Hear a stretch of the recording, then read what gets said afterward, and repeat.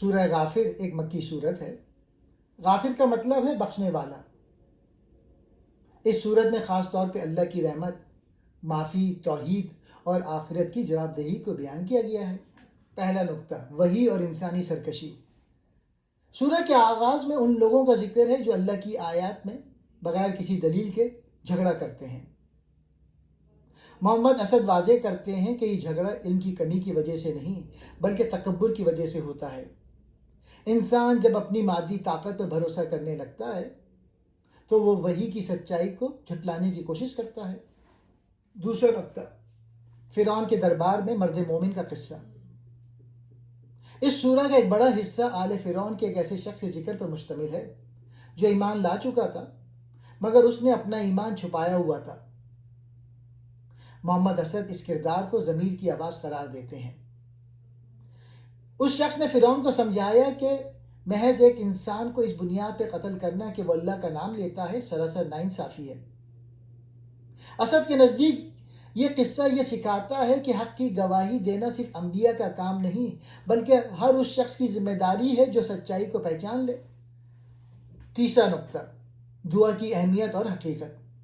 آیت 60 میں اللہ فرماتا ہے، مجھ سے دعا کرو میں تمہاری پکار سنوں گا۔ محمد اسد اس کی تشریح میں لکھتے ہیں کہ دعا صرف مانگنے کا نام نہیں بلکہ یہ انسان کا اپنے خالق کے سامنے اپنی عاجزی کا اعتراف ہے۔ جو لوگ دعا سے کتراتے ہیں وہ دراصل تکبر میں مبتلا ہیں۔ چوتھا نقطہ، کائنات میں غور و فکر۔ سورہ غافر میں اللہ کی قدرت کے مظاہر کا ذکر ہے۔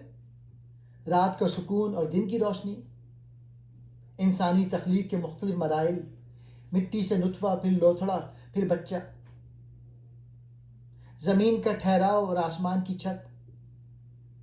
محمد اسد ان آیات کو عقلی دلائل کہتے ہیں جو انسان کو یہ سوچنے پر مجبور کرتی ہے کہ اتنی بڑی کائنات کا نظام خود بخود نہیں چل رہا۔ کلیدی نکات محمد اسد کی روشنی میں۔ پہلا موضوع، توبہ کی قبولیت۔ اللہ توبہ قبول کرنے والا ہے بشرط یہ کہ انسان سچے دل سے رجوع کرے۔ دوسرا، تاریخ سے سبق۔ پچھلی قوموں کے کھنڈرات اس بات کی گواہی دیتے ہیں کہ مادی طاقت اللہ کے فیصلے کو نہیں ٹال سکتی۔ تیسرا، حقیقی کامیابی۔ اصل کامیابی وہ ہے جو آخرت میں اللہ کی رضا کی صورت میں ملے۔ خلاصہ صورت، محمد اسد کے نزدیک سورہ غافر ہمیں یہ پیغام دیتی ہے کہ انسان کو اپنی عارضی طاقت اور علم پر غرور نہیں کرنا چاہیے۔ یہ سورہ ہمیں ایک ایسے خدا سے متعارف کراتی ہے جو نہایت مہربان اور معاف کرنے والا ہے لیکن ساتھ ہی وہ عدل کرنے والا بھی ہے۔ نجات صرف اللہ کی رسی کو مضبوطی سے تھامنے اور اس کے حضور جھک جانے میں ہے۔